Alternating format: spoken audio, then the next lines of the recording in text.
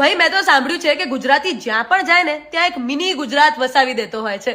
હવે વિદેશ જઈને વેરાયટી વાળું જમવાનું મૂકીને કોઈ દાળ ભાત સાથે ચવાણું માંગે ને તો એ ગુજરાતી. પણ આ જ ગુજરાતી લોકો ગુજરાતી મૂવીઝ જોવા માટે કેમ નથી જતા?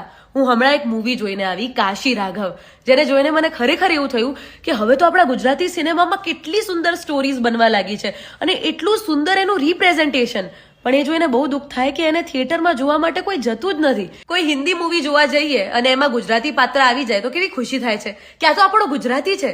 તો આપણા ગુજરાતીએ બનાવેલી, આપણી ગુજરાતી ભાષામાં આપણું કલ્ચર બતાવતી ગુજરાતી મૂવીઝ આપણે લોકો થિયેટરમાં કેમ જોવા નથી જતા?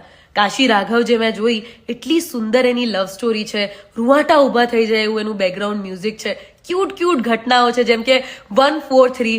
આખી મૂવી ખુરશીમાં આગળ થઈને આમ કરીને મેં જોઈ છે. થોડી વાર માટે તો હું ભૂલી જ ગઈ હતી કે આ એક મૂવી છે. અને સતત તમને મૂવી જોઈને એવું થયા કરે કે હવે કાશી અને રાઘવના જીવનમાં શું નવું થશે. કાશી રાઘવ જો કંઈ સરસ મજાનું જોવું હોય, નવો એક્સપિરિયન્સ કરવો હોય ગુજરાતી મૂવીનો, તો ચોક્કસથી આ મૂવી જોવા જજો. અને ટિકિટ લઈને થિયેટર્સમાં બેસી જજો. OTT ઉપર આવવાની રાહ ના જોતા, થિયેટરમાં જોઈ શકાય એવી મૂવી છે. તમને બહુ જ મજા પડશે એવી મારી ખાતરી છે. જય શ્રી કૃષ્ણ.